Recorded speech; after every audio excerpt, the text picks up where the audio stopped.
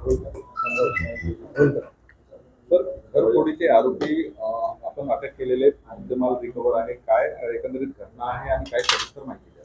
Ambernath police station अंतर्गत संबंधित घटना घडली होती. यामध्ये एकूण 6 घरातून 2 लॅपटॉप आणि 13 मोबाईल जे आहेत ते चोरल्याची घटना अंबरनाथ वेस्ट पोलीस स्टेशन अंतर्गत घडली होती.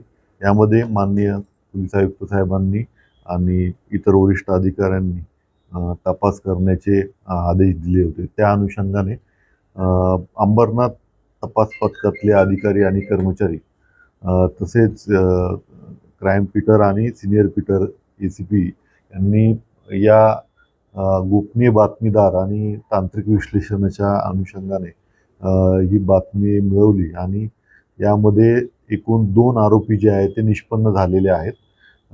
त्यांनी गुन्ह्यात जे मुद्देमाल त्यांनी चोरला होता, 2 लॅपटॉप आणि 13 मोबाईलची रिकव्हरी दिलेली आहे.